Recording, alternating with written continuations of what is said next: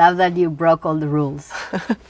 Like everyone until now has adhered to the exercise, but I think maybe to be a woman DP of this generation that started at the time that you started, you have to fucking break the rules. Yeah. Otherwise you don't survive. Yeah. So that's a good way to put it. it was great seeing you just changing everything and the whole process. And it's funny because it happened with everyone. It's like we don't usually do interviews, right? And cross coverage and stuff. So I thought it was going to be a much easier exercise because when I thought about it, I thought, well, we're going to be talking about the movies. We're in the cinema, so we're just going to be like sitting like this, looking at the movies, and then everyone is just going to light it like a movie. Yeah. And, just going to be brighter or darker or whatever. And I didn't think that we're actually going to face each other because we're going to be talking for an hour. And so it's actually a very challenging, much more challenging, and I think I've been torturing everyone with this idea. But at the same time, it's good because it's good to see people in action in an exercise that is fucking difficult. As you go through it, you're like, oh fuck, this is more difficult than I thought. And I guess seeing the struggle and seeing how you try to survive with a few elements is actually what this job is about. So I think it turned out in a way very different to what I imagined. You guys are going to hate me much more, but I think it makes a more interesting viewing experience, right? Yeah. Well, I think because I care about you, you want it to do a good job. Yeah. There's also that. Yeah. Not that if I didn't know you or we weren't friends, I wouldn't do a good job, but you're more, I think, more thoughtful of things when it's your friends. Yeah, so. Thank you. Thank you. Yeah, I didn't see you suffering that much, but it's really nice to see the attention to detail. And it's like, fuck these lenses, I'm gonna have my lenses. It's always. That's awesome. That's awesome. So fuck the rules. How did you start it? Probably it's like a fuck the rules story. No, I mean, we've talked about it a little bit, but I do feel like when you already start as an outlier, you're very aware that you're in the minority, in your position in the world of cinematography. So you feel like any decision you make or anything you do, you have a voice because people are going to look at it like more, they're going to zone in and be like, oh, okay, well, she's saying this. What's she doing? What's she asking for? It's always going to kind of be about you as a woman, mostly because a lot of the sets early on that we've been on, most crew are men, right? So you're, whether you're a minority, a person of color or a woman, you're not being reflected in the environment that you're working in. So I was very aware of that. Luckily at AFI, in my class, there were 11 women. Oh, so wow. in film school, I felt... Out of how many people? 28. Okay. So it wasn't bad. And it was, I think, the first year that there were that many women in that program. So I never felt like women weren't interested in it. But it was clear that a lot of the dudes in our class maybe came from undergrad in film. So they had a little bit of an upper hand on knowledge and stuff like that. So I think when I first started, it was very much like, well, what do you want, And I was still learning because I was just a photographer. Yeah. So I got in situations where it was always like I didn't know how to kind of tell crew members yet in film school what I wanted, but I could feel it. Yeah. So I got a lot of faces looking back at me like, oh, well, what do you want? Like, what's that? I don't understand, Yeah. So I don't like that face. So it was really like after I had a few of those experiences where I felt like, there wasn't a support system there. It was really just like, tell me what you want me to do. Yeah. And I didn't feel like it was like I was being helped, in my first jobs, when you're first starting out outside of AFI. And so I think I always just tried to learn everything, like make sure that I learned lighting, make sure I learned every department that I was in charge of so that no one would ever look at me and be like, well, what do you want? Like, I don't understand what you're saying. Yeah. So then you go over there and you're like, this is what I mean, put it over here or go up on the light or use a different diffusion. So I felt like it was just take all the information into your own hands so you don't have any faces looking back at you, whether they're women or men, saying like, you don't know what you're doing. because there's always going to be that when you're in the minority, right? Like, yeah. People will look for anything. Absolutely. Yeah. So I felt like that was something that was important to me because I did early on, you know, dive in and then had those experiences where maybe the gaffer was like, well, I don't understand what you want. Yeah. Yeah. Yeah, so school was actually a safe place with that, It was, with yeah. that 50-50 percentage. Yeah. It's funny, in my school, I went to film school in England, to the National Film School, and they only take 6 cinematographers per year. Oh. And we were the first year in the history of the school that we were actually 4 women. Oh, wow. And 2 See, guys. like me. Yeah. Usually was just like all guys or like 1 woman. So it was also a very unrealistic situation. And I was also a photographer. And the only one that did it, because it was like a master thing. So everyone were like focus pullers or, you know, doing something else and then wanting to be a cinematographer and coming there for 3 years. And so I was the only one that had no experience on set, you know, never been in a professional set. Yeah.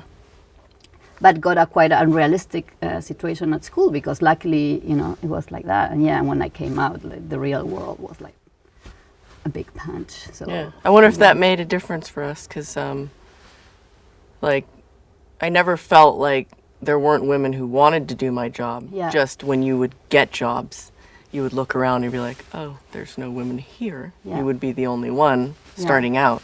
Yeah. But yeah, in film school, I thought, oh, this is normal. Yeah. Yeah. The tricky thing in our time, because I think I was in film school 98 to 2001. You probably were like 5 years later or something. Oh, well, I went to film school in later, much later, when I was older. Oh, okay. Like 2007, 2008. Okay.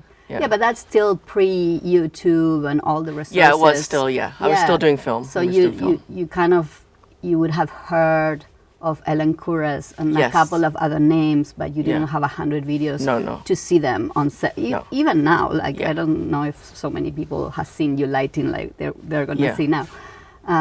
But, you know, that was also like hard to like know how you take your position of leadership from a feminine energy when the only people you've seen in the 4 documentaries, because there wasn't a lot of BTS or anything, right?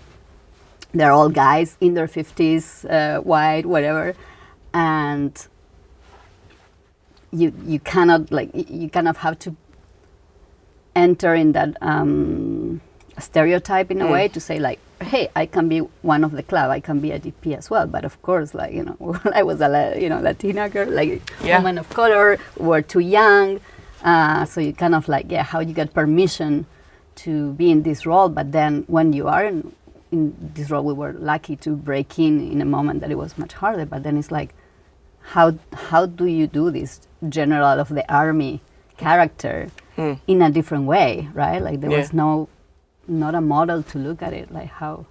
I mean, it's interesting because like even you've worked with strong directors, like I've worked with strong directors, and I think if the director recognizes that you have something to say, right? Because you're hired, right? For those reasons. Yeah.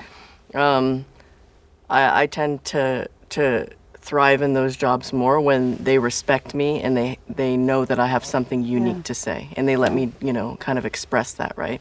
So in that environment, and I always bring along crew that also feels the same, like that respects me, that knows I have something to say, and it goes well. Then the opposite side would be like you're hired to be there and someone wants to tell you what to do and you're not being allowed to spread your wings, or, you know, the mistakes early on where you get coupled with crew that doesn't fit your style or doesn't respect you, and you don't want to have those experiences again.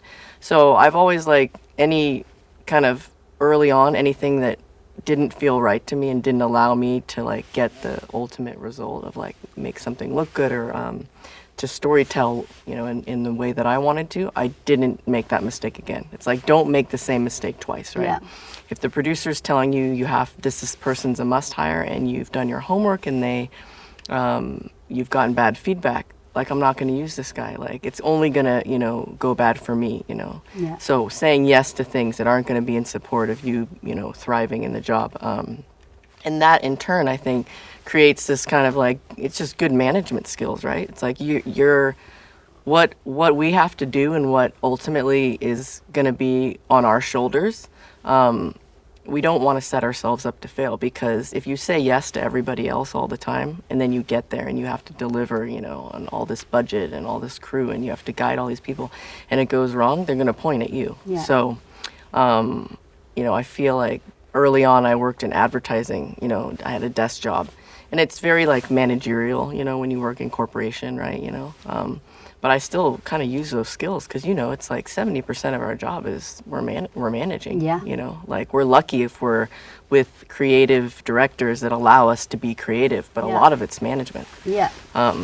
So I think I just found my voice along the way of like probably being put in situations where I did not like and said, I'm not going to do that again to myself, right? Yeah. Yeah. I was super careful with the directors and the projects early on. I don't know, I had an instinct that I didn't want to, you know, a lot of people is like, let's shoot as many shots as you can and let's do everything. And I was like, no, if I don't feel something, if I don't feel I can bring something to it, I'm just doing some technique, but if it doesn't have the meaning behind, I don't know how I'm going to grow. I don't know what I'm exploring. So, of course, you can still fuck up and make mistakes, but in that sense, I was kind of like not getting so out of tune, you know, and that was helping. But my main struggle was just as a leader, you know, the leadership with the crew, because I was, you know, in my 20s and, you know, when I started working professionally, like all the crew were guys and they were like 20 years older than me with a lot more experience.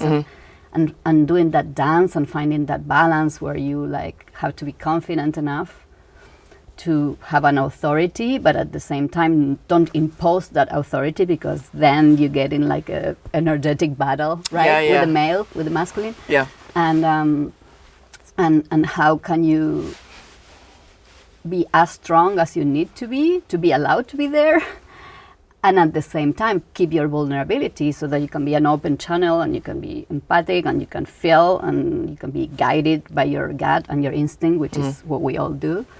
And so it's like they kind of fight each other all the time. And that was like the first 10 years of my career. I really struggled with that. Also, I was doing a lot of commercials. So I was traveling, like shooting with new crew every week in a different country. I couldn't like create my family that would protect me. So every time it was like, you know, the challenge. And it took a long time to get the tools to understand how to navigate that and to soften again and be able to lead from my feminine energy, being me, being vulnerable. And I guess it took also all that time to collect the tools, but also as I was collecting the tools, I was collecting a body of work that was now getting known and respected. So it was easier because there was a bit more respect, right, to start with. But that's I find that's the biggest struggle as a woman. Well, I feel your work, like, and early on that was something, your work always stood out to me because I felt it. That's why I feel it's very strong, and it feels like you. And so I always kind of, that stands out, you know, when you, because essentially you are being vulnerable because you're allowing yourself to be infused in your work, you know, and you're picking projects that you say that you're, you know, kind of, that means something to you. But you know how it is. It's like one of those things that you learn the more when you're trying to control everything, you know, because when you're a young DP, you're like, this has to look good. I have to control everything. Yeah. Like I lost my fill light, for example, right? Yeah. Did we oh, no! Bobby, are you sorting my fill light because I'm old, you know? Maybe if we'll keep talking, but the little we'll brick went appreciate out. it, you know? Autumn All the Speller, work, yeah. you know, she put a lot of love to make me look younger. But yeah, sorry. So yeah, you want to control everything. Yeah, you want to control everything. And then, you know, the more we do it, the more you realize that like there's story within that, right? So you're paying more attention to the story, and you don't always have to make everything so precious, you know. I think you learn how to do that. But which is kind of your softer, more confident side that kind of comes through because you have the experience, you know. Yeah. I compare like what I did before to what I'm doing now, and there's such a, you know, difference in that work and how I put myself more into it now. So I feel like it's a nice place to be, and we're in similar where it's like we've had those, you know, longer careers, and now we're saying yes to stuff that, means something to us. Yeah. But yeah, I think it's been nice, I think, now to feel good about the work and not have it, control you as much. Yeah. When you're younger, I think you maybe get more obsessed with it. Yeah, no, totally. The experience gives you that freedom in a way to like not need to control everything, and more amazing things happen also. Yeah. But at the beginning, you have to control. I mean, you need to plan, and you can make mistakes. And, so that's a part of the journey. You did a lot of shorts. Some were at AFI, and some were when you left AFI. Yes. And in shorts, I feel I couldn't see all your shorts, but it's like a great playground to experiment and develop your voice, because even though they're not movies, they're like short little projects, and each one you're doing storytelling, but they also have their own unique visual identity. And it's like, in a way, I remember my shorts and I feel like every short was like a movie in a way, because I was exploring something different, right? Can you talk a little bit about, or continue talking about, coming out of school, going into the real world, and how those doors started to open or were shut for a while, and what? Yeah, I think I was really lucky because the first year that I applied to AFI, I didn't get in, and so I reapplied. I was told to by the head of department to go get more experience. So Stephen Lighthill said, go get some more set experience, because I was coming in with more photography and I hadn't been on a set. Yeah. So I went and did that. I was lucky enough to get a job on a documentary TV show. And so it was like using these Panasonic P2 card cameras. I love them. I did my first movie with them. Oh, really? Yeah. I mean, they were fun because I sold wasn't. it because I was so broke. And I regret it so much. Oh, it you should, so beautiful. Well, it's funny because I had the one with the tape before the card. Oh, okay, yeah. See, I only did it with the cards. Yeah. And so I was an AC, but I was like mostly juggling cards and filters, not, pulling focus. But it was a good experience. And then I reapplied, and then I went back and, I got in. But it's so important, like the year you get in, because it's the students around you that really help shape you and your career, obviously. Yeah. And so I met some people there, and we did our first thesis film. So I shot my first feature in between my first and second year at AFI. Oh, wow. And was that Macho? Macho, yeah. And we shot on film, and the producer had a beautiful home that we shot in. The director is Mexican, and he acted in it and directed it. So it was very tiny. So I felt confident leaving AFI because I was like, I'm a DP. I have a feature. Amazing. Micro budget, but it won Best Micro Budget at Rain Dance. And so I think that helped a lot, right? Had I not, So I didn't have to leave school and kind of do all the jobs to make money. I kind of said, you know what? I'm a DP, like I can shoot your thing. Or, I would AC sometimes, in between. But I think I went out of the gate really saying, like, just saying it. Maybe I didn't even know, all the shit, but I just said it. Yeah. So that helped a lot. And then that's when I met Gia. And that was my third feature, Palo Alto. But I think meeting her was so important because, female filmmaker, but also very expressive, like gentle, knows exactly what she likes, is a photographer. And so to be able to run around with a girl like that and be herself and, she's my best friend till this day, but also just like we're into the same food, we're into the same fashion. You're hanging out with your best friend, running around making shorts. Yeah, you did one short before Palo Alto together, right? We did like a little fashion film. Yeah, because we were waiting for it to get greenlit, I guess. Yeah. So early on in my career. Did you meet her was she at AFI? Or no, she was a classmate of mine, Matt Lloyd, who's a DP. Okay. Was going to shoot her film, and he was very busy. And so that day that he couldn't shoot, he was doing like snippets with her to show James Franco on a 7D. And we were shooting a soccer game with her girlfriends, and he couldn't be there. He's like, can you fill in for me? And we just hit it off. So then, she asked me to do the movie. Yeah, right? Yeah, exactly. Go to the bathroom when you have a director. Yeah. But it was cute because, that whole trajectory creates just, you go this direction, and there's a path there that you know nothing about. So that day obviously was very important for me to have, to meet her. But also I think early on, to tell the young students, it's like, put yourself in environments where you feel comfortable and where you feel respected and where you feel like you can be yourself. Because that's how I felt with her. Yeah. So I look for that even now, like down the line, because you know how it is. We get offered jobs where there can just be jobs and you're there and you're doing a job, but it might not be the perfect family for you, but you do it. No, totally. And I found with time that normally the people that you think would be the perfect family for you, they will also think that about you, because there's this resonance that you want to tell the same stories and you respect the same heroes and you whatever. So it's this phrase of like finding your tribe. In a way, it is kind of easier if you are out there like looking. It's like easier, than you might think.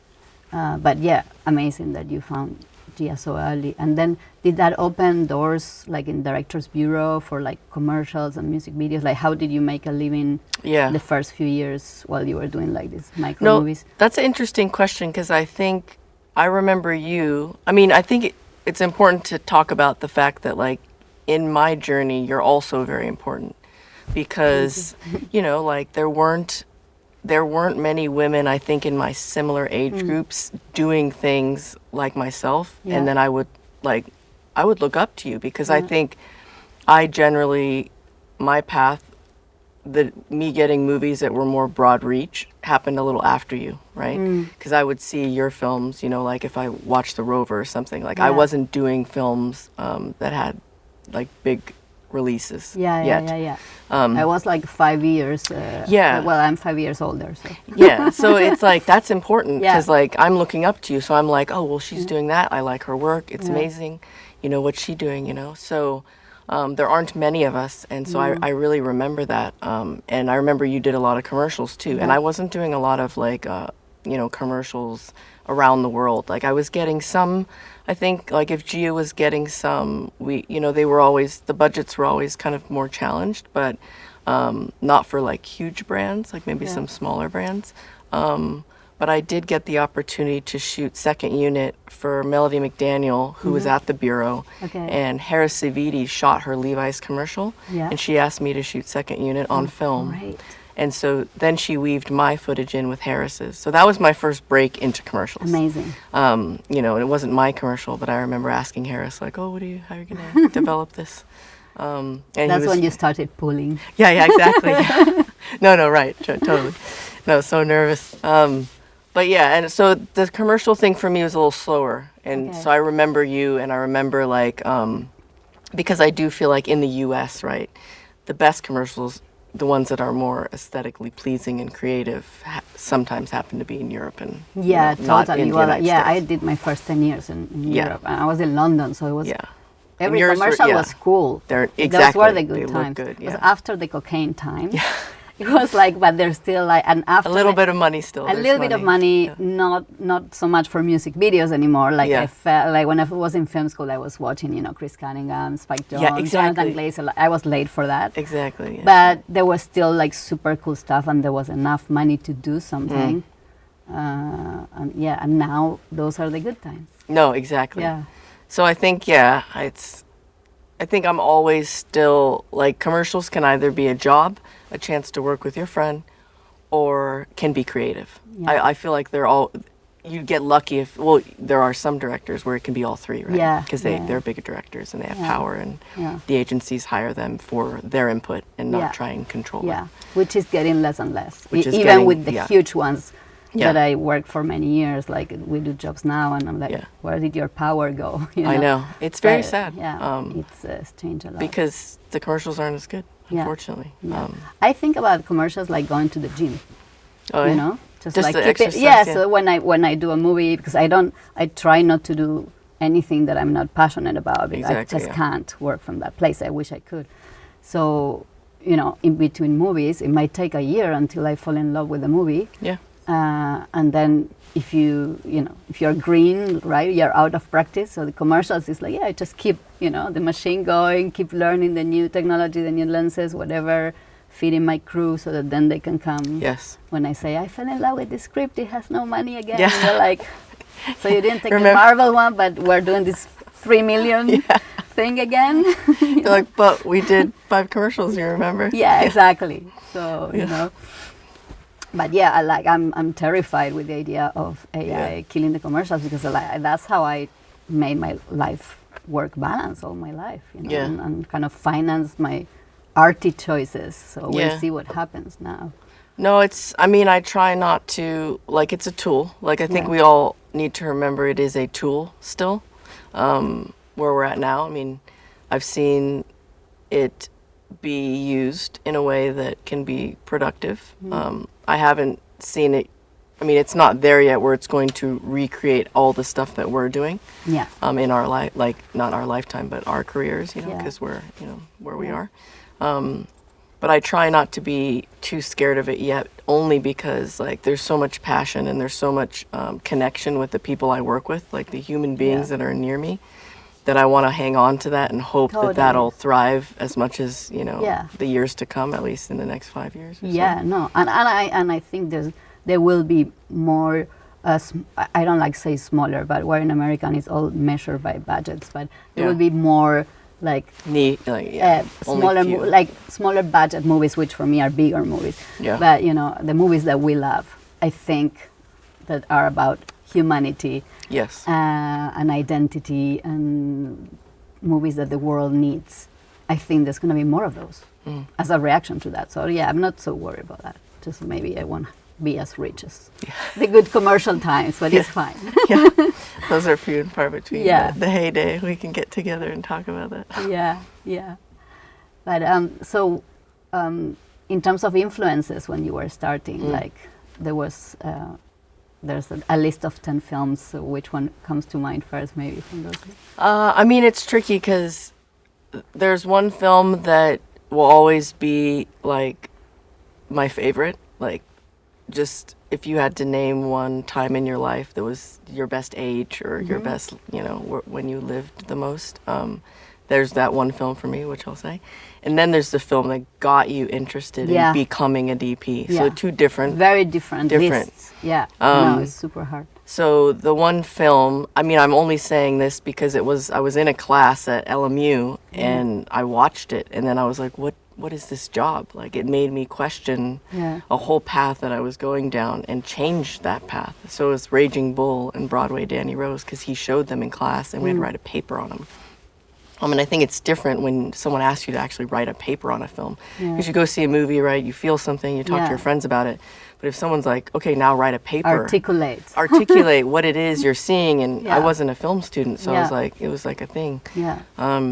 And so those films, I always say they woke me up, you know, to this like job that I had no idea existed, and then found out that there weren't many women doing it. So it was like a very interesting time, right? Where it's like this whole like just world opens up to you, and then you have to decide, okay, well, there are not many women doing it, so like, do you want to go down this path and like try and forge, you know, your own way through it without any help? Did you stop for a second to ask that question, or? I did, because I think I tried to just find as much research on it as I could. And it's funny because I was at LMU, which is also a film school, but I was there for art history. So I finished up my program, you know, knowing like, oh, I really like this job. And I graduated, and then I started doing the research, you know, when I was at a desk job, because I had like a temp job that was giving me money to just like eat and survive. And then I was spending some loan money, you know. And that's when I did my homework and found out what it meant. And I went and I did, my boss at the time bought me a class at UCLA, because they had extension courses, like a night class, and there was a night cinematography class. Wow! So I went there after work, and I did the class, and it just taught you about like framing, composition, like basic stuff, not, you know, real world cinematography stuff. I did that class, and then, you know, fast forward film school and all that stuff. But it was interesting. Like, so Raging Bull, Danny Rose, and then the film that's just like my film is There Will Be Blood. It's just, I feel like there's no better film than that. What was it in Raging Bull that you think woke you up? I honestly, I think now that I, you know, more savvy with films, like the editing, the photography, the performance. I mean, it's black and white, so I think that's an interesting thing. Both of those films are black and white that they showed us in the class. But you feel so immersed in that world. Like, I felt like it's not a documentary, but I felt like I was watching something, but I was in it. I think that's the thing with that film, right? That you're there. You're watching those characters move around the room, and you're just in with them because everyone's doing such a good job. Yeah. And it feels so great, and it's so like even the boxing is so stylish. It's done so well. Immersive, immersive. Like you're part. You're not like no, that's true. So that's. I find it fascinating that the historian in you did all the research. To like, am I gonna get myself in this? Like, I'm like all the opposite. Like, and it's been with every aspect of my life. Like, totally impulsive, not thinking. Just like I'm already in the water, and then I think maybe there's sharks in this water. Like, I jump first, and I'm already like a mile away. And you're already a DP. You're like, totally unconscious of it.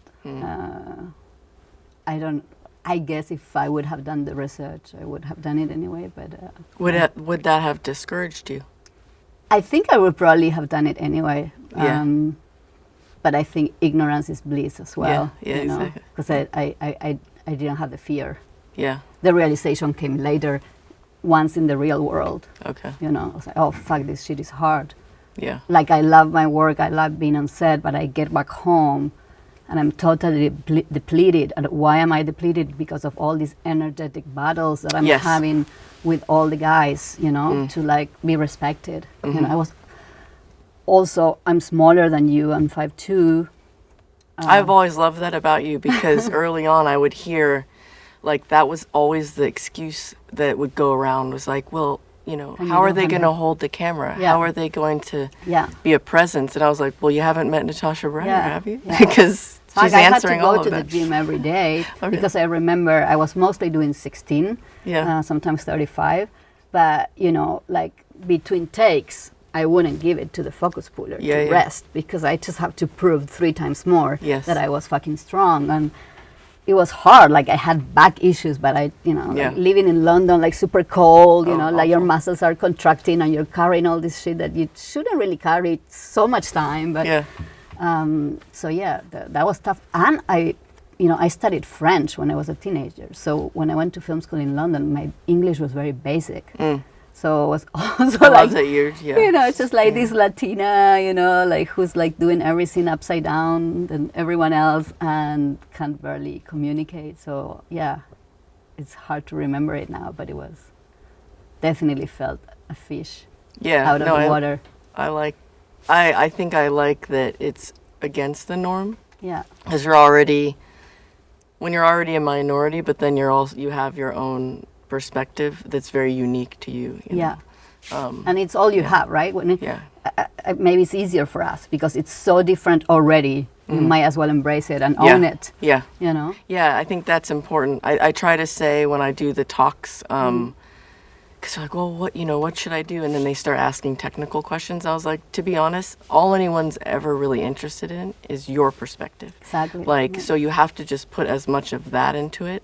And if the technical's not lining up with what you feel is right, abandon that and just go with like what feels right to you because, as we know, ultimately it's going to have your name on it. And so what does that mean to you? You know, doesn't matter. And it's so hard when you're starting because you're young, you're figuring out who you are as a human, let alone as a DP, right? You're finding your voice in the world, and at the same time you're trying to blend in with what you're supposed to be, and you're working at the service of a director's vision. So there's a lot of noise in there to like find your unique voice and bring it, right? Yeah. And I don't think you're like conscious of like what's your voice. Like you're saying like you could see my style or whatever or my signature. Like I could never see it until people started to see it after 10 movies. And, and I started to do interviews and I was like, oh, interesting that you saw that. But obviously you're I saw good lighting. Okay. And I think that's important to talk about because I think it's something like you don't find many women in the electric department. Yeah. And so I always felt like that was something when I talk about like what I was talking about earlier, it's like I know that very well because I had to, because that was, I think, the thing that like for me is important in cinematography, but I Yeah. did notice that about your work. Yeah. It was very expressive in Yeah. its lighting and created a feeling. Thank you. But yeah, I guess the thing is like you're not really trying to put your voice there or your style, right? Because also you shouldn't. You should be at the Yeah. service of whatever is each project. But I think your own voice develops and comes organically when you're just looking for truth, right? So I think that's when you're starting up, that's your job. Like your job is not to find what's my unique voice or what do I do different that nobody's done before.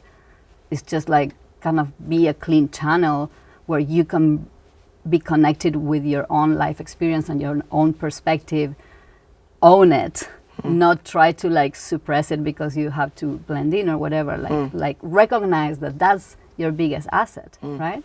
And that finding, developing it, nurturing it, and being aware that this is what you have to give to the world, and that's how your own voice or your own signature comes out, but it comes from that place of truth in a way, right? And trying to be a clean channel for whatever it is that you bring to your work, to the world. And then you also because we picked stuff that we're interested in. Exactly.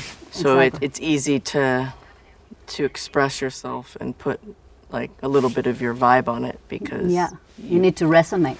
If there's no stories, resonance with what you're doing, Yeah. it's like an instrument going out of tune, right? Like how can you find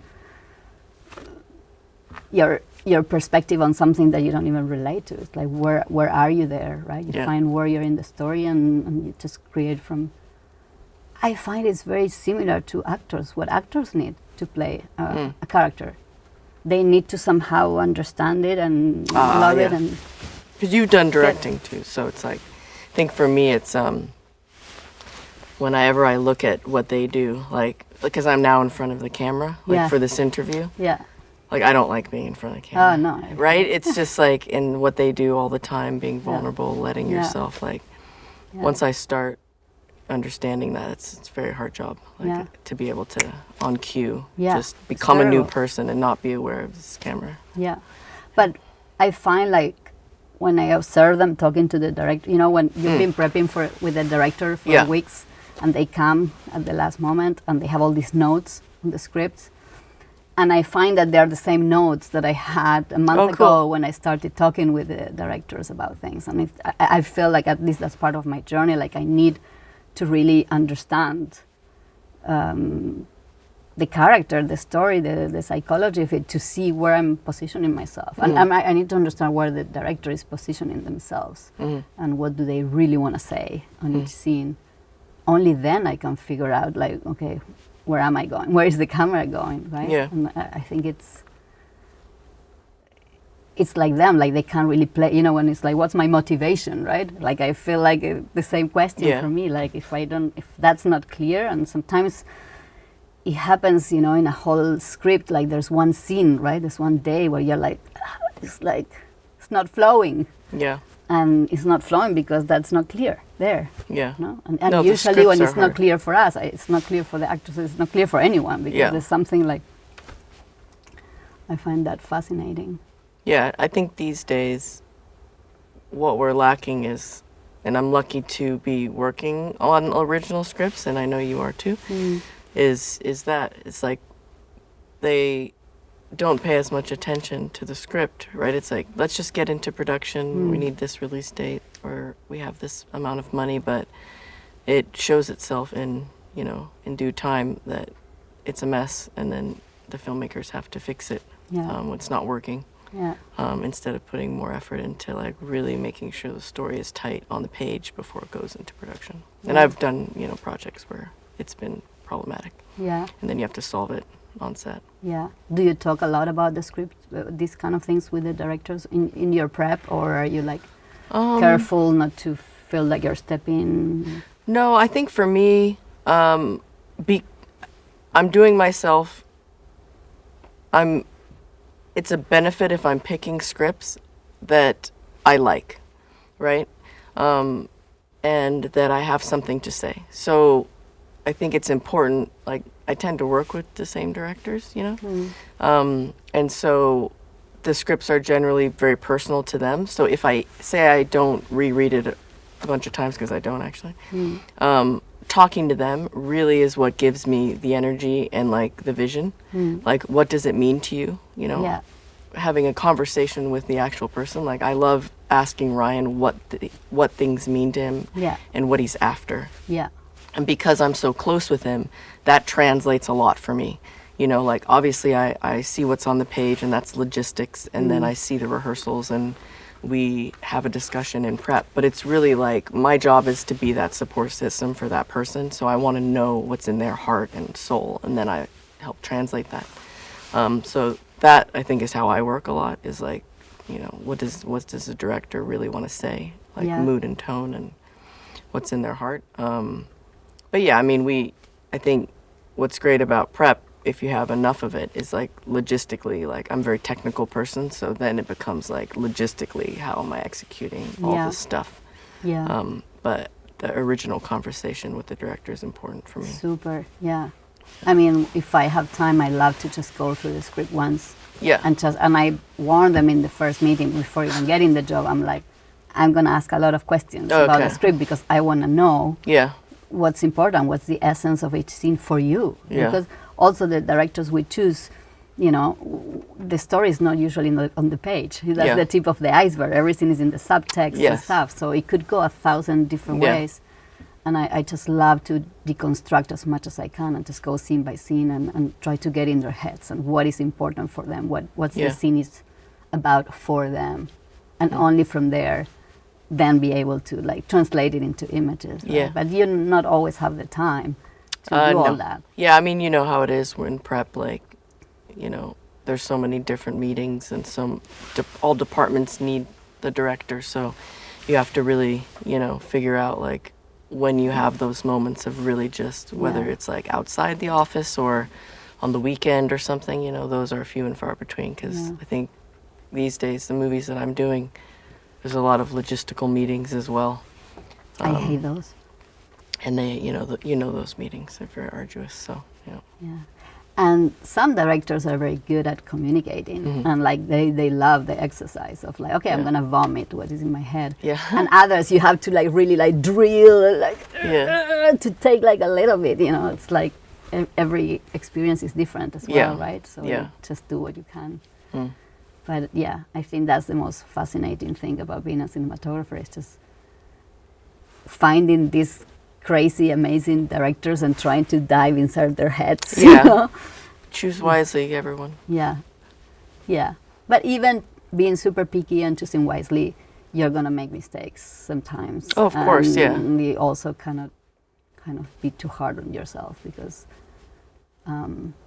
it's life, the career and life is just like, you have these ideas of how you want it to go, right? And then it's messy, and you just surf the wave as you can. So, and speaking about that, so okay, you met Gia, which was great, like early on, and this seems like a comfortable idea for the as long as you first put your 20 legs, minutes. okay, I need to. So then what happened after Palo Alto? I did a film, 1 and 2, I think I did. Yeah. I think that's right. Andrew, right? With Andrew, yeah. So that was a fun job, because Andrew is DP, who's awesome, because when I met him, he was doing all these music videos where he would be the director and the DP, and it was very much a strong voice, and he was very lovely. And so we met, and I shot his first film, and we had no money. Timothy Chalamet was in it. We shot it in, I think, North Carolina. Kieran Shipka, who I've worked with after that on Last Showgirl, which was lovely to reunite with her. Oh, nice. But it was a great experience, because I brought all my crew, and we lived in the same house. Nice. And I brought the AD too. I introduced him to Andrew, and so he was also there with me, and he went with me to AFI. So it was a little family.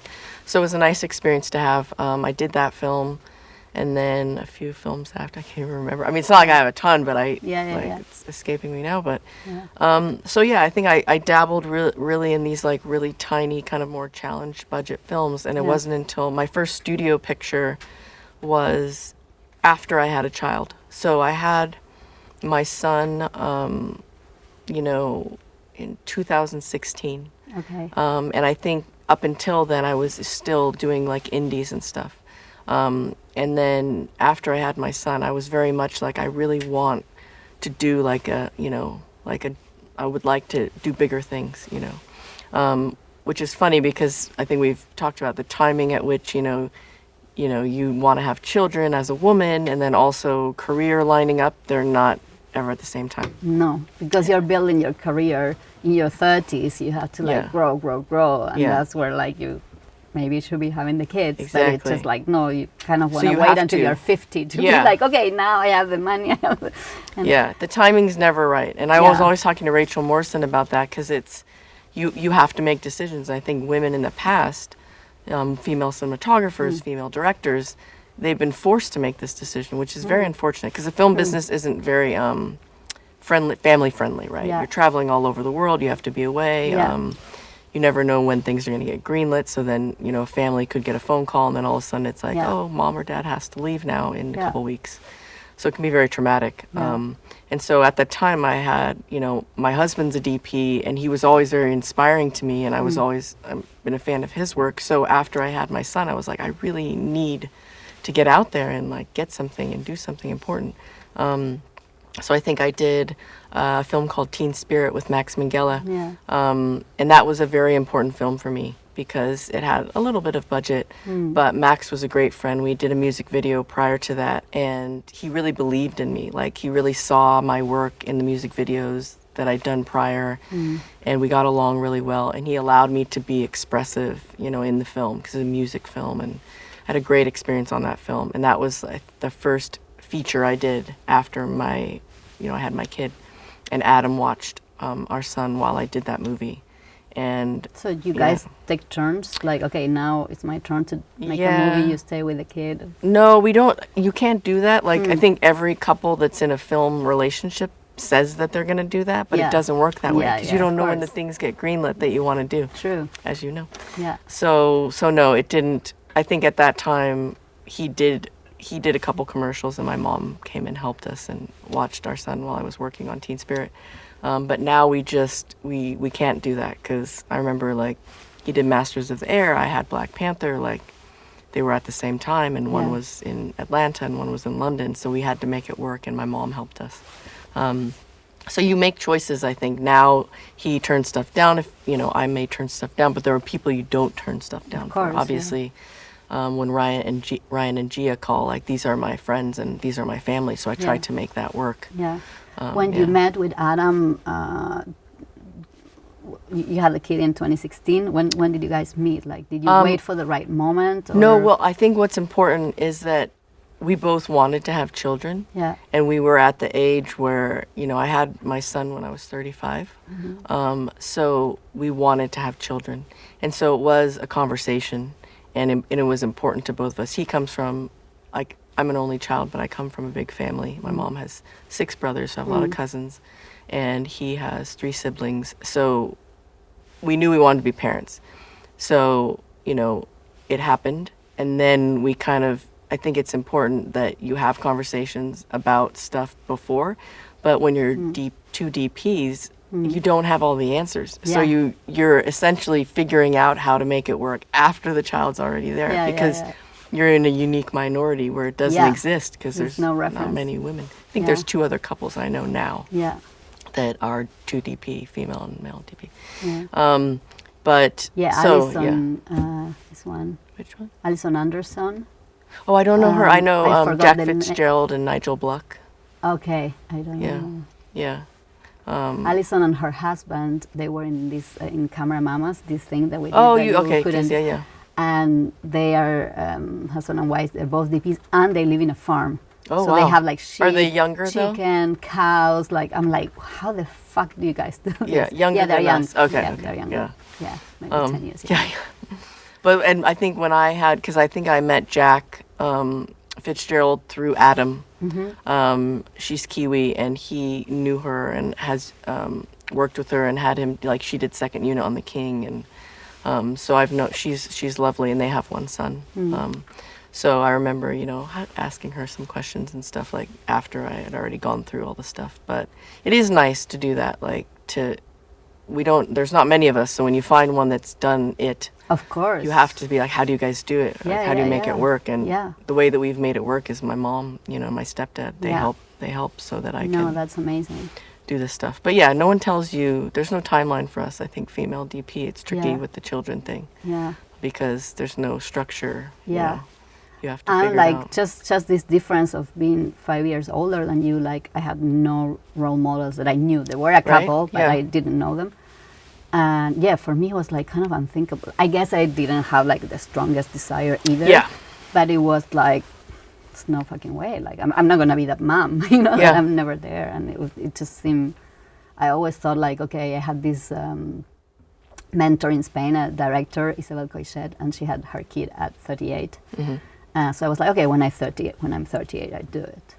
And so in my 30s, I was like on planes all the time, doing commercials and stuff. And I was like, okay, I still have. And then when I was 38, I separated, and I was single for a couple of years. I was like, I'm not fucking doing this alone, Yeah. So like, the timing didn't work out. And then when I had I have a great husband now, but I was like, too late now. I'm too tired. Like, I'm not. Now I could have the time. Yeah. I could have, the nannies, but like poor kid, it's just not gonna be much energy left. Yeah. And whatever. I mean, I think it's great to talk about this and for women to see all of you guys doing it. It's not easy. It's juggling. It's a lot of juggling, but it's definitely possible. And it's a big part of the story. I'm glad people talk about it now. It's a question that I think when I do Q&As, there'll be one question, from a girl in the audience that's like, wants to be like, how do you, it's like, it's really just how do you have relationships? Yeah. And then there's the how do you have children? Like, because the job is not set up to even have relationships if you want to work all the time. Yeah. Right? And the thing is people, I think, get nervous, like, oh, I have to take this job because I don't know if this is the last job I'm ever going to be offered. Yeah. Like I remember when people were younger, like, when you got offered a job, it was a big deal because, this was your livelihood. You have to take it. Yeah. You have to take it. It's different now because I think, if you're in a relationship where, you have a child, then you do need to take breaks because you want to be there to be around. And so then I say no to stuff. Exactly. I say no to stuff. He says no to stuff. And other family too, like to see your parents or just to see anyone you want to keep that alive. And I want to point out, like, the people, Gia is now a mother, so that's huge. Like when we did Last Showgirl, it was lovely because she now knew what that meant, and so I've seen her go through that. And then Ryan is a big family man, and his wife is also his producing partner, and so he creates a family on set, but he also, he supports that system, which I feel like if you want to be in a family system, it's nice to work with directors that also allow you to do that. That's amazing, and I see that that's happening more now, which is great. It's gonna be less divorces in the family. And they don't make you feel bad. Like you're like, oh, I have to get off this call because I have to go do this. No, that's amazing. That's support, so huge. Yeah. When I had the meeting, when they invited me at the ASC to be a member, I was like, but guys, I only have one divorce. I don't think I qualify. So you have to have like the 3 letters and the 3 movies, but I'm like, you all have like a lot more divorces. But I'm not quite ready yet. Yeah. That's hilarious. Yeah. But it's true. Yeah. We don't have a lot of time left, so should we talk about another one of the movies in the list? Okay, yeah. So, you were talking about There Will Be Blood. Yeah. I think why that movie is so important to me, because as a just cinephile, but then also as someone who, didn't know much about film or didn't come from a film family, figured out later on in life that I was interested in it.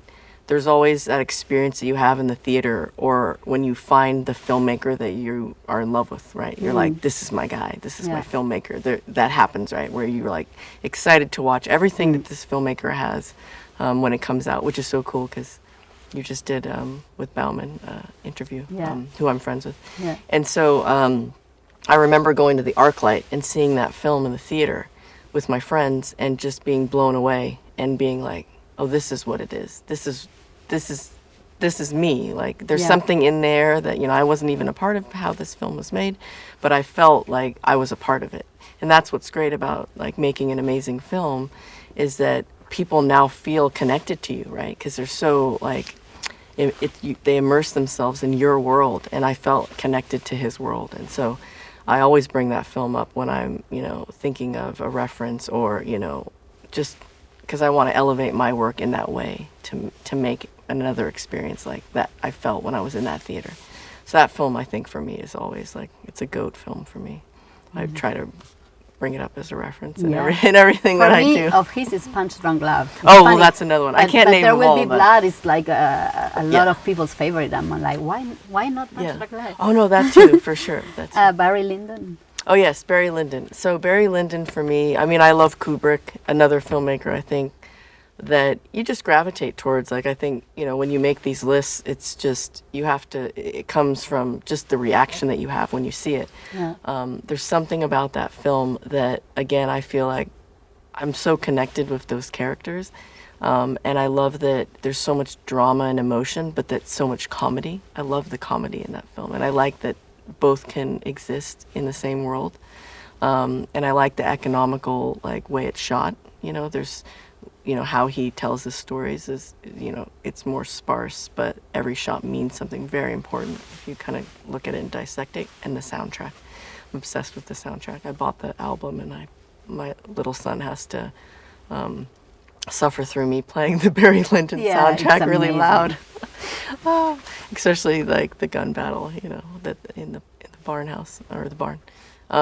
So yeah, I think for me it's just when I feel so affected by something like a film, and I remember it, and it's part of kind of my fabric of it inspires you and makes you want to elevate your work, or find a movie that you can storytell as well. So I think for me Barry Lyndon was just something I'm not even a part of that world. It's such an antique film, but the storytelling is also super modern. Like when you rewatch it, if you watch it in 1995, but then you watch it now, I feel like it still translates as modern, which is why Kubrick I feel like is so great.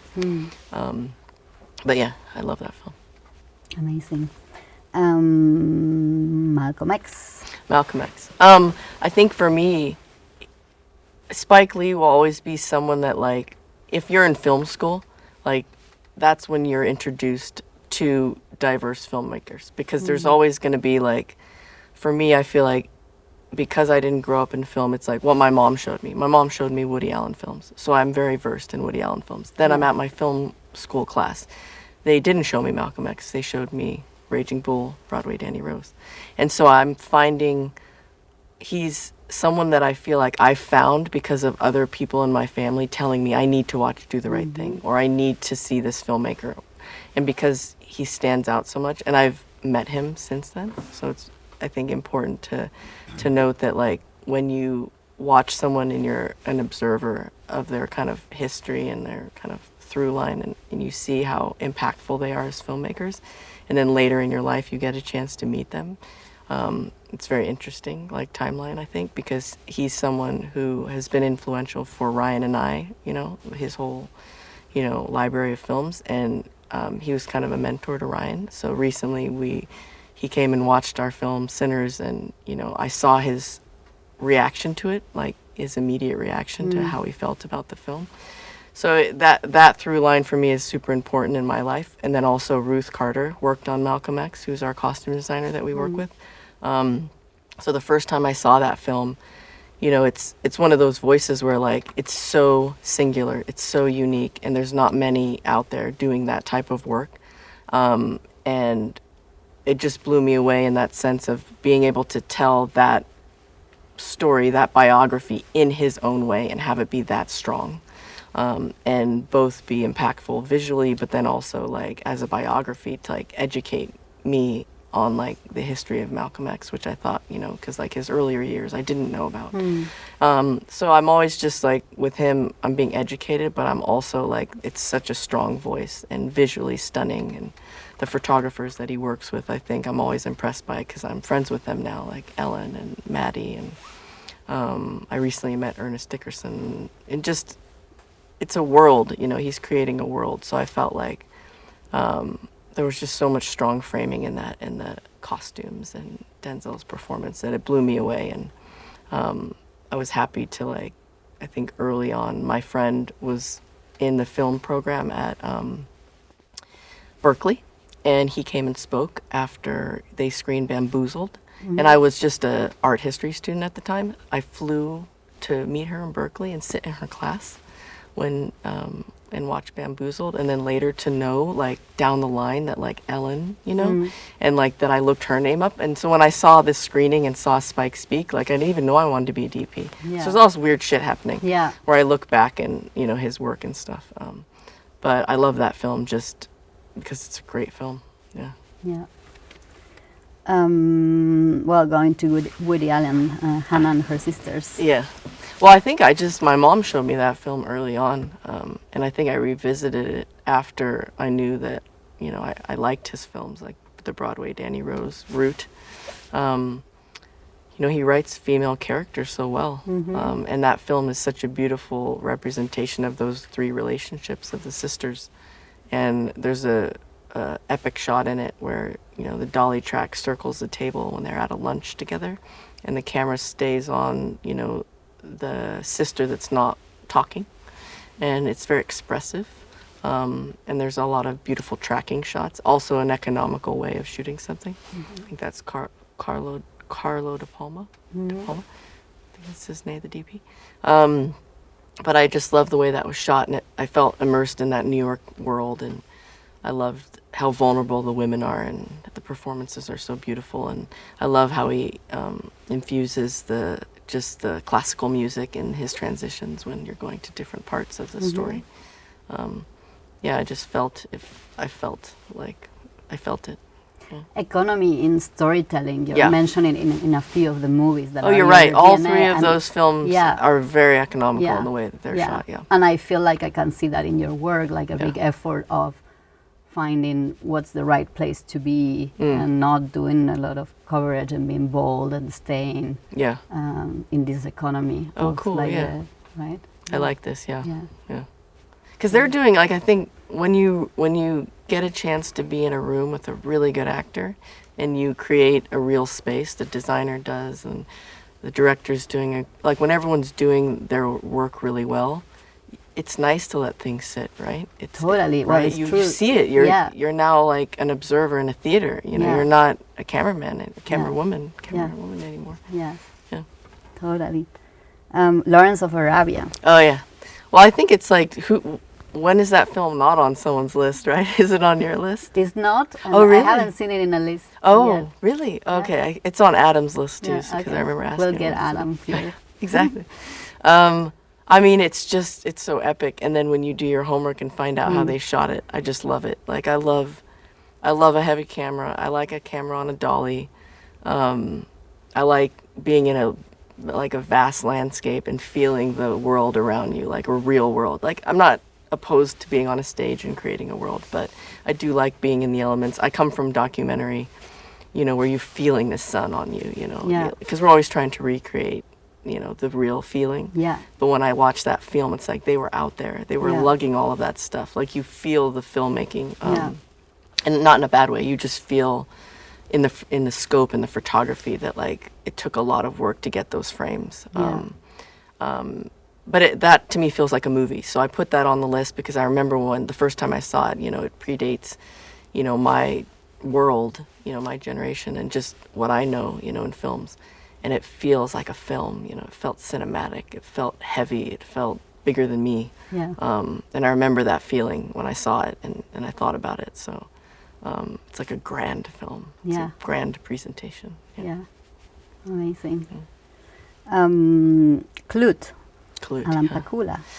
Yes. This one people are going to watch it because a lot of love people don't film. know it. Yeah. And also I love Presumed Innocent, another film that he did, Pakula. I think the framing, that's another, like, I'd put that in the There Will Be Blood bucket a little bit too, where it's like there are frames from that film that are ingrained in my memory. Kind of also like The Graduate would be another one, right? Yeah. It's just also economics, very moody. But also, Gordon, I mean, it's just like, I mean, he has more films Gordon Willis, that I would put on my list, but that was something where I felt like his expressive lighting and the way that he moved the camera, like some of that stuff he did with Woody Allen, or, you know, it was a different world, you know, but I felt him also doing it, you know, because you can see his kind of his artistry, even though he's working with different directors. Like I felt, you know, the cinematography in that storytelling, and it really like meshed well with the director and what he was trying to say. But beautiful frames and mood and tone in that film. Yeah.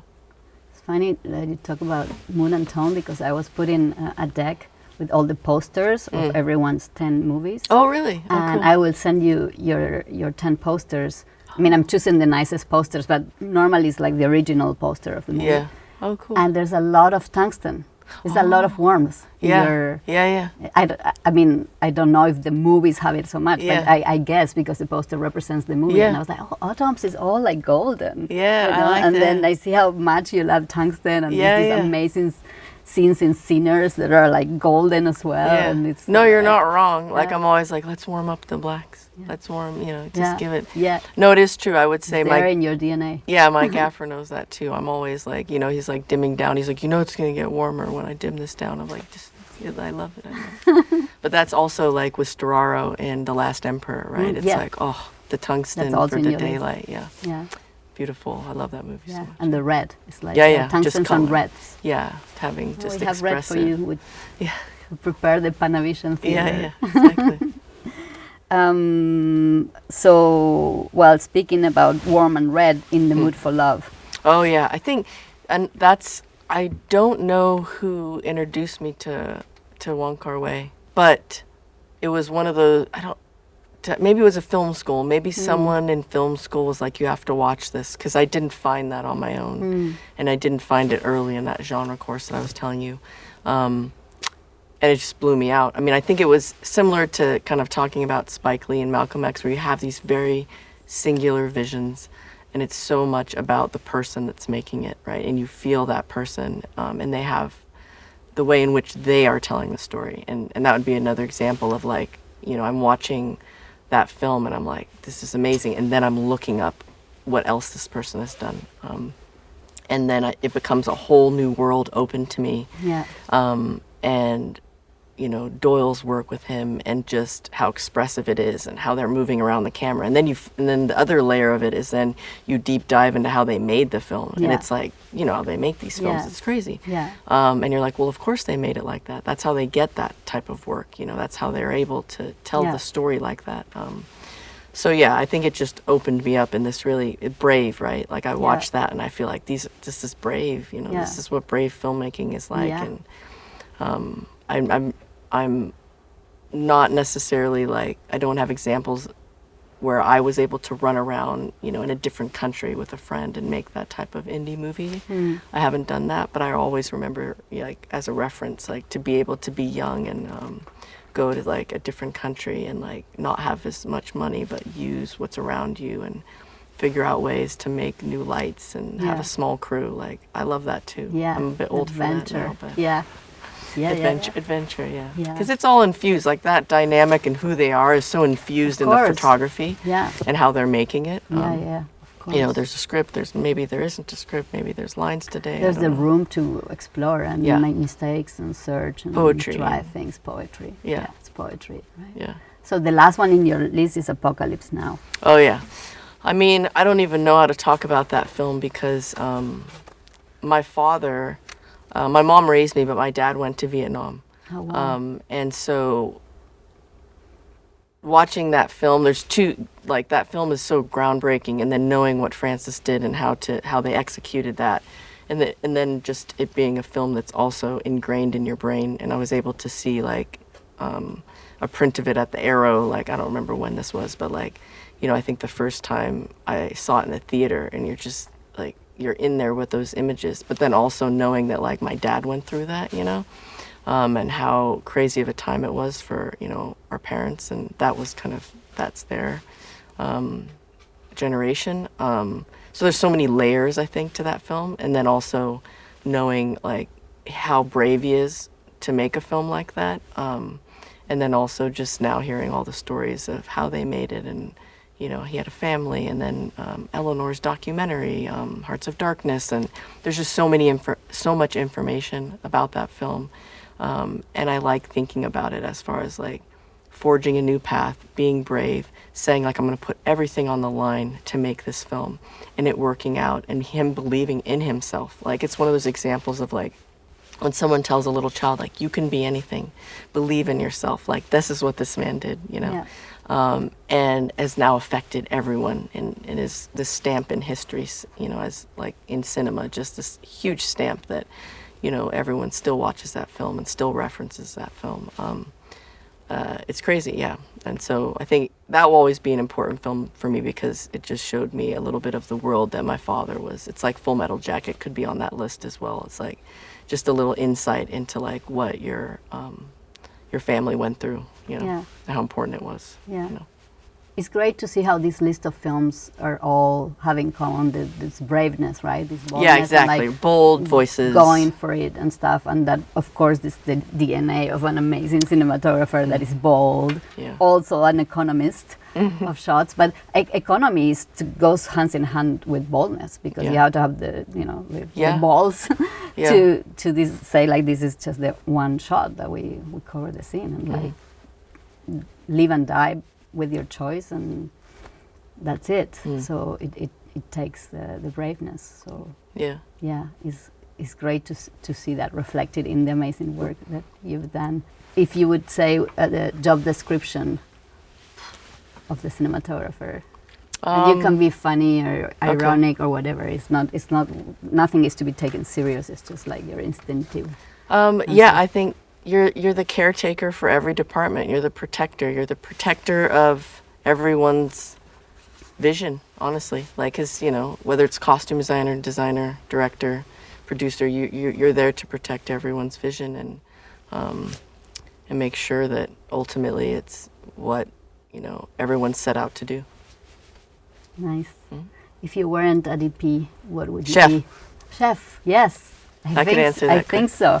Yeah. I'll be a chef probably, and I will grow my own food. I know, I would, I wish I had a green thumb. Unfortunately, my thumb, it's my grandmother, that was hers, but. Oh, really? Yeah, I would like to. I could learn to do that, though. Yeah, We'd have more time on my our family hands. were like, they couldn't, my mom cannot have one plant in the house. And I moved here to Topanga, and now I'm like growing everything. I love it. Yes. What do you love the most about this job? The more that I think the more that I do the job, I realize that you're creating a family, you know? Like, I think because I'm fortunate enough to work, you know, and have jobs. Yeah. You're giving other people an opportunity to get to know you and welcome them into your family. Because I use the same crew over and over again. And I'm very loyal. And you affect other people's lives in such a huge way, you know, in a positive way. And I enjoy that. I think I enjoy how you can affect others' lives in a positive way. And also with the films that you choose to, and with the and films the stories you choose to tell. Exactly, yeah. Right? Because, you know, we can do this for a while, like, you know, like, I think, so we're talking like you could work with people for 30 years, and that's a long time, and you might spend more days with them than maybe your actual, you know, family, you know, if you did some math on it. Yeah. So it's very important, I think. And you're creating together, you're making babies in a different way. And also just to be a good person, to have that experience and have them remember you as doing, you know, being a good person. And I want to be around good people, because it's too much time to be devoting to someone who's not a good person. Yeah. Yeah, and when you have to be a leader in such a pressure environment, it's actually sometimes not so easy to be the leader you want to be, right? Yeah, to get the best of yourself. I learn, I mean, I become better. I'm definitely, like, I become better every film for sure. My, you know, behavior or how I deal with stress. Yeah, no, totally. I think it's a whole, like, spiritual, how you say, path, right? Yeah. Or growing journey, the journey of leadership from this role, and as you say, taking care of so many people, because we establish the vibrational tone of the set. Our energy is like contaminates everyone, for good or for bad. Exactly. And you can inspire, you can make people terrified. And exactly.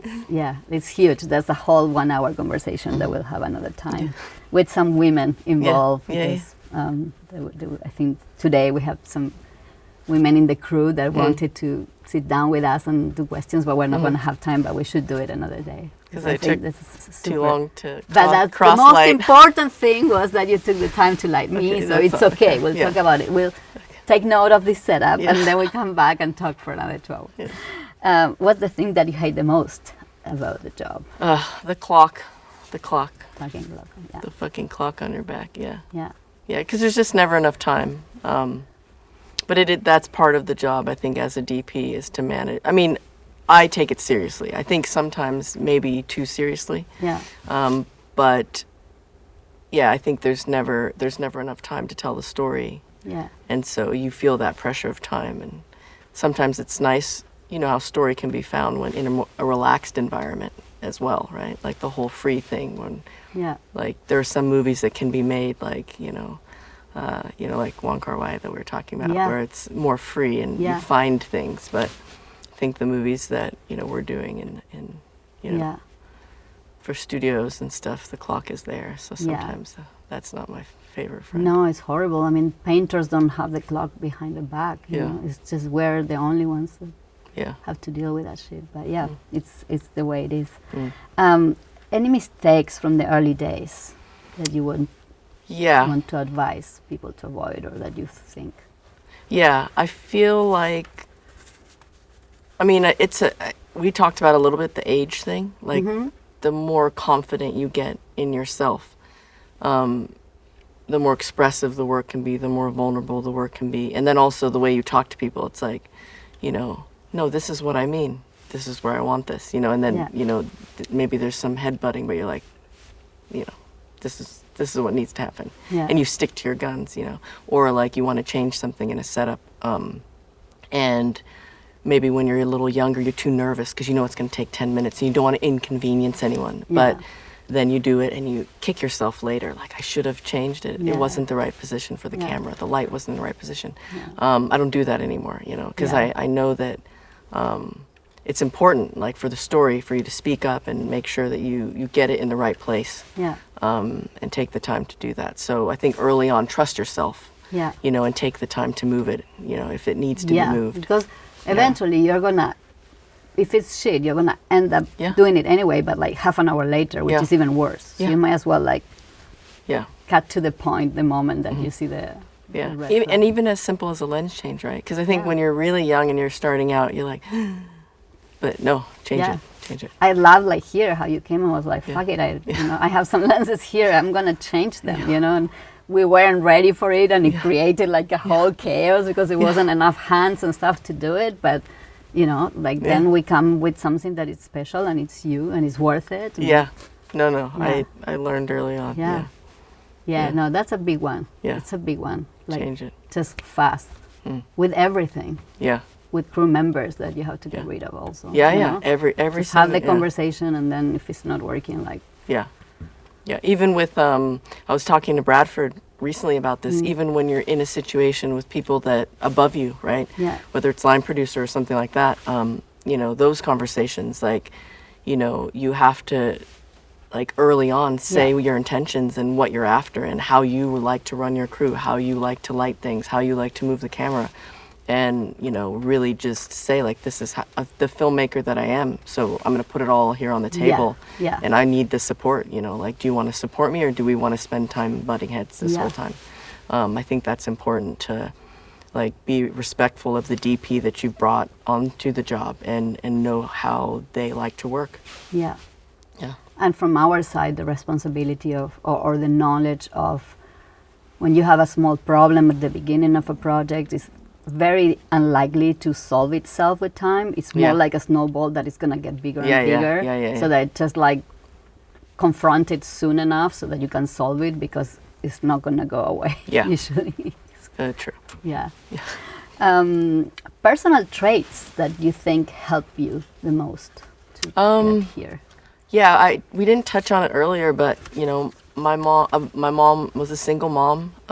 She's a businesswoman. I watched, growing up, I watched her be a strong woman, work in business, which is not always easy, and she had a strong voice, and she always stuck to her guns, and she worked very hard, and she had help raising me, and then later on remarried and met my stepfather, was lovely and an educator and had a big impact on my upbringing, 8th grade and beyond.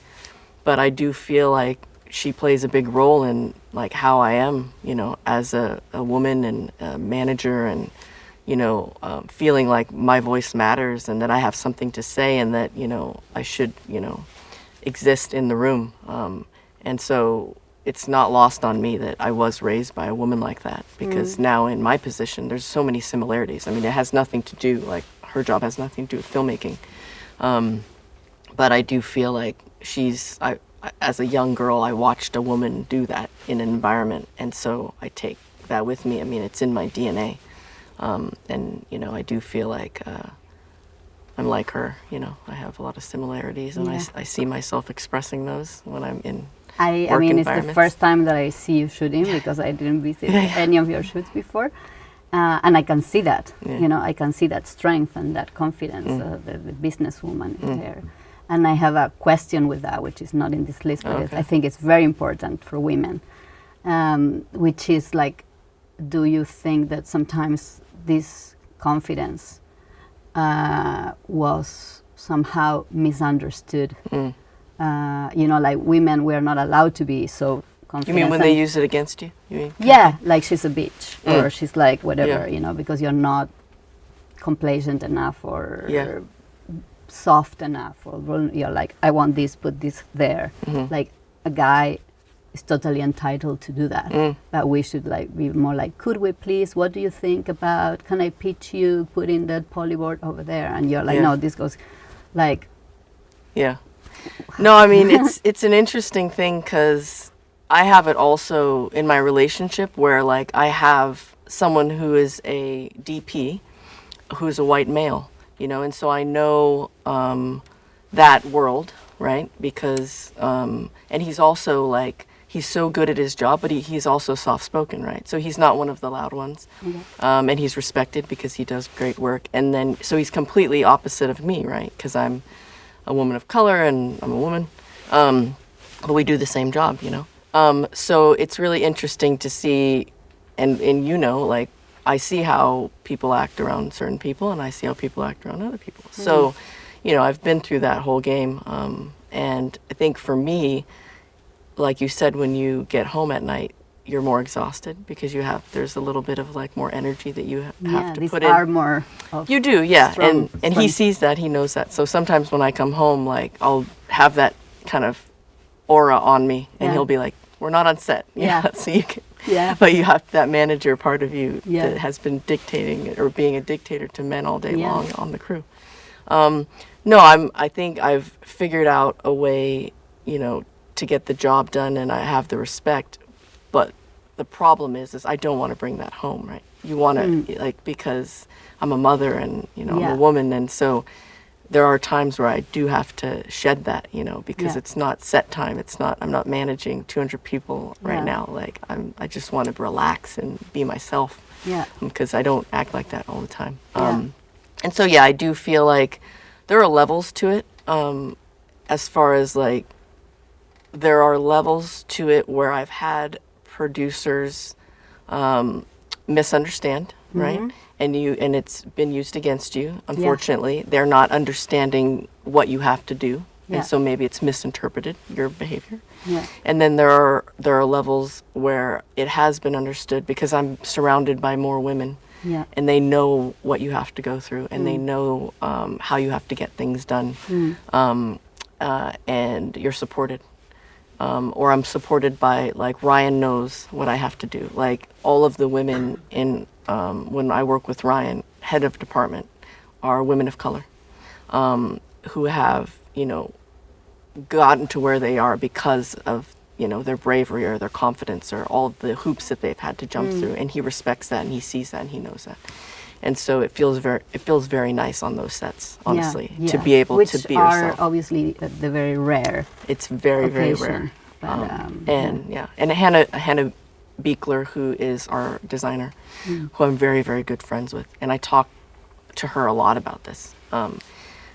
it's important, you know, like I support her. I see her in her journey. When we're working together, we support each other as DP and designer, you know, because we're trying to create a world and it's difficult, you know. And so it's nice to be around other women that know what you've gone through and have that, you know, reflected on set, and help you. And, you know, you're there for them, they're there for you. So, and then also with Gia, like Gia's very soft-spoken, but she knows what she wants. And so I'm louder, but we work well together because I help, you know, like I'm an extension of her. And so she calls me a cactus, you know. So it's nice, like I'm there for her, but it's also saying like you can be soft-spoken woman, as long as you know what you want to, like if you know your visual story and you know what you're after, like you can say it softly or you can say it louder, you know? You just need to know what you want. I think it doesn't matter, like you can learn to say it in whatever way is better. I think what I lived in my experience, and also being a Latina where everything is more direct and sounds way more aggressive in the northern hemisphere. I love it though. Like that's you. And of course, but I know the trust me. But I know. It's a lot of misunderstanding, and it's in a way it's like unfortunate. You're not allowed to be strong, no matter how you learn to say things in a different way. And I had to learn to like sound less strong. But imagine that you have a director that's the same heritage as you on set. No, that's a lot easier, right? Because then we're like shouting and nobody feels so good. Triggered by anything. And then also say there's 5 more people like you on set. So then you feel you're comfortable. I mean when it's great. Sometimes I go back to Argentina to shoot, and people get exasperated because I'm like, can we please move? Do you think we could please move that flag there because and they're like, just say move the flag there. And I'm like, no, I can't. Like I'd be the rudest person in the world, you know. Like it's like the other way around now. I just learned to like, you know, it's like a total. So I suffer a lot with that cultural clash until I learn. Like, oh, this is coming across like completely different. But I think even now that I feel like I've learned a lot of how to do it, I feel still. It's just like being a strong woman is like a threat, no matter how you do it, you know. No, and it's still so like a dance that you have to. It shouldn't feel like it shouldn't. Like I guess the note that we would give to the young girls, right, that are asking, it's like, it's unfortunate that occurs, especially for someone like you, right, that's doing amazing work, that's paved a way for other women to now do work.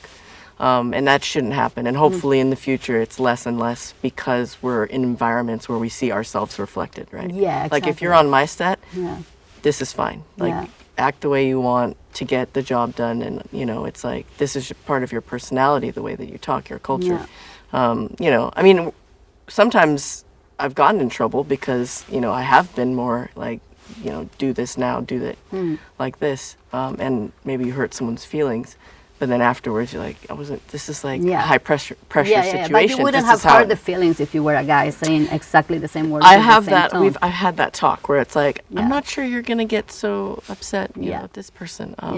So yes, we live with that a lot. Trust me, you wouldn't be doing it if it was like this situation. And I have to put that aside, honestly. No, of course. You just have to put too much energy into that. It just depletes you of, you know, I'm going to use it energy elsewhere. But yes, this is something that I feel like the only thing that you can do that is in your control is you have to be strong, otherwise you're not here, you'd not survive, you're just doing something else. But reminding yourself all the time that you can allow yourself to be vulnerable, whether you're where we are or you're like 10 years before when you're starting. I think allowing that crack for the vulnerability which is not weakness, it's just like real, the artist in you. I think that helps a lot. And sometimes when you're starting, you're so focused on being respected and stuff that it's just the strong woman and steroids, you know, and the vulnerability helps, I think, a lot with how that is perceived. And also, like we said before, the environment. Like, there's been so many times where I remember hearing Ryan be like, just be yourself. Just be yourself. Sounds and it's just easier than that. I know, right? And it's like, you're lucky if you can put yourself in an environment where people literally allow you to be yourself. Which is great. Which is what, like, it doesn't have to be every time, because I think it's not it's hard to find this, but for the young kids, like, go find that. Yeah. Because at least That's before the you truth. die, have it one time so you know how it feels. Because it's a very nice place to live and create. The only place really that is sustainable. Yeah. For sure. But yeah, we could talk about this for ever. So we talk about which the personal traits, right, that help you the most, and then just which ones do you need. Maybe we already talked about this with this conversation, but which traits or which trait is the one that you think you need to keep under control? Oh my God, my patience. Okay. Like today, I had to tone it down. Because it's hard. Like, I'm so structured in how I like things done. You get spoiled, right? Yeah. Especially when you work with the same crew and you like things done. Yeah, and we were not prepared for like 4 cameras, changing lenses and all this stuff. So, and when you go to different countries, right, and you have to retrain or use new crew, it's a whole process because you get set in your ways, and that requires patience because people have to catch up to you. So I think sometimes.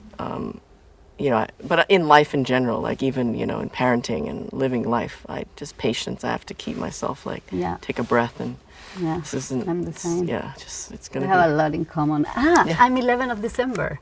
Oh, you 14, are? You're Sagittarius. Right? Yeah. Okay, of course. Yeah, I saw it yesterday. I was just looking at all the thumbs to make a list. And I was like, yeah, I know. Such. I see this. What's the best impact of your career in your personal life, you think?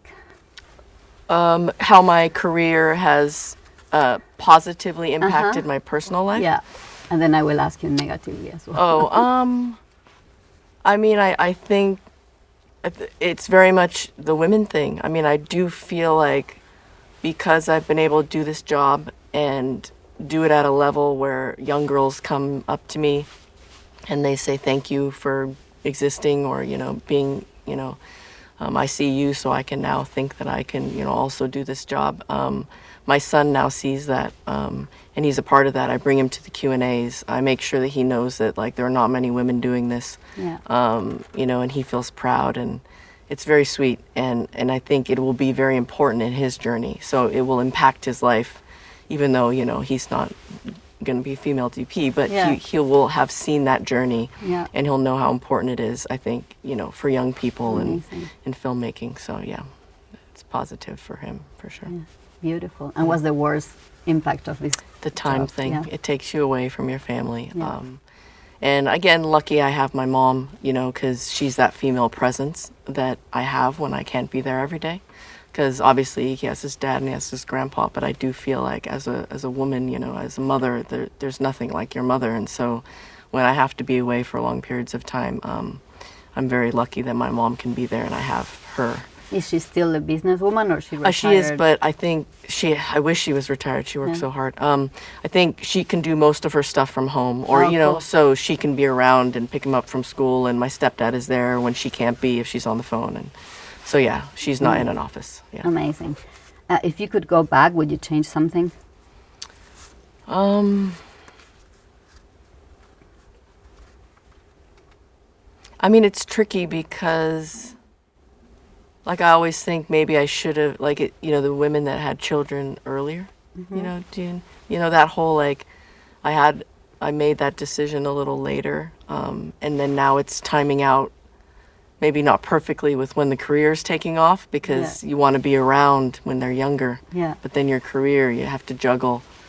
But I don't think I regret it because I don't think that I was ready to have a child earlier. Yeah. But that's what I think about it. I'm not sure it was the right call. Like, I think your path is the path that should have happened. But totally. I do think about it. Totally. And any advice you would give to your younger self? Like, don't give yourself such a hard time. And I still do that as an old woman. It's like, honestly, I gave myself such a hard time because when you're young, you're just like this idea of perfection. And, with DPs, it's even worse, right? Because our job is about, like, the management of time and perfection. And then you get all obsessed about things and, frames and beauty. It's almost like it's proportional, right? Like your intensity and your care, and that's proportional to the frustration when you don't get there. It's like you kind of have one without the other. Yeah, it doesn't. I think not everything has to be so precious. Like, I would have told myself that back in the day. Yeah, right? you can make mistakes. Things can be, you can fail, and then you'll learn from that a little bit more, Yeah. Totally. What do you wish you had more time for? Just to hang out with my son without a phone. The phone is a nightmare. Just in trying to just live and be free. Yeah. The phone. Yeah. Is there something specific you do to like decompress, like keep sane, like a balance? Yeah, I mean, I like alone time. I'm a homebody. I like being at my house. I like being with my family, cooking food, making food from scratch, like I'm not a farmer, but like I love, just having like stuff from a garden, like whether it's being delivered to me in a garden box, which I love, from a really good farmer, because I can't do it. Yeah. Just quiet time with family, or quiet time at home, just myself, like, because we do so much around other people all the time. Yeah, I really need the silence. Yes, silence. Like, nobody talks to me for like 2 hours. Please. Exactly. No one asks you. No decisions. Decision, exactly. My husband can order the food, and like I don't want to think about anything. Just like give me no decisions and silence. And then this traveling, man. It's just as I get older, I fucking hate being on a plane. Yeah. It's the worst. Planes. Oof. So yeah, not on a plane, just sitting in my house. Yeah, nice. If you were a director, who would you hire as a DP? I can't, and trust me, because I'll do if I do a music video, or like I don't mind doing commercials. Like if one comes up that I want to do or direct, I can't relinquish, honestly. Okay. Like, obviously, my husband. Yeah. But we'd probably get in, an argument. But, like, he'd be the person I would hire 100%. Good. But I'd rather just do both jobs myself. Yeah. Good. The one thing you must pack in your suitcase. I have this hoodie that I wear all the time. Nice. My favorite hoodie. Nice. Yeah. What do you value in a director? Kindness. Humanity, just like caring about other people, because that's what we're doing. We're there to tell the story of other people so that other people feel connected and emote. So like I find that works better for me if I feel that this human being is kind and is has empathy. Yeah. Huge. The compass to say yes to a movie. It used to be the script. It's not so much the script anymore, it's the director. It's who the director is and what the story they want to tell is. And like knowing that, they have a strong vision and they're going to protect it and protect you as a filmmaker. Yep. Word. The last one. Advice for DPs that are about to shoot their first film.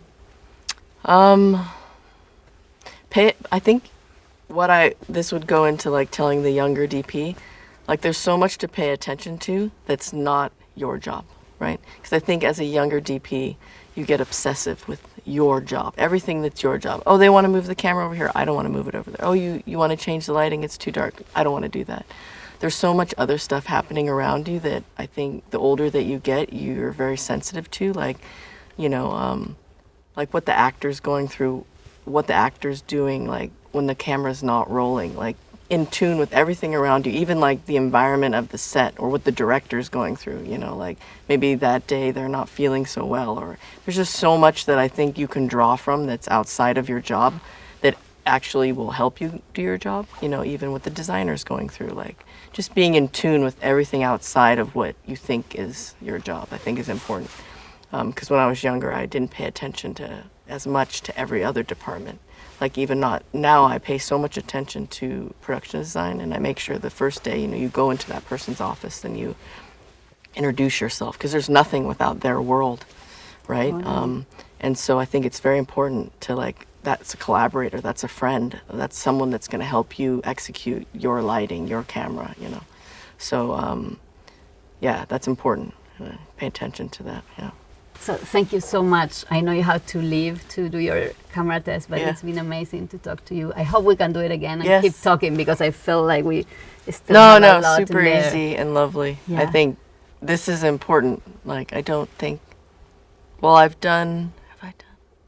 I don't think so. I don't think I've done, I definitely haven't done a Q&A with another female DP peer of mine on camera. So this is a big deal. Yeah. Yeah, no, I mean, I think I've done maybe for the ASC conversations, but about the movie, right? Yeah, Which is very different. Yeah. But I'm very interested in these conversations, and I think these conversations are very useful for a lot of people, especially the up-and-coming women. There's hundreds of women that will love this one. Yeah, so we'll should do part 2. And bring some of, like all the women here behind the camera that had a lot of questions, but we'll do it another day. So thank you so much for coming. It's been Thanks amazing. everyone for entertaining me with the lighting. Thank you.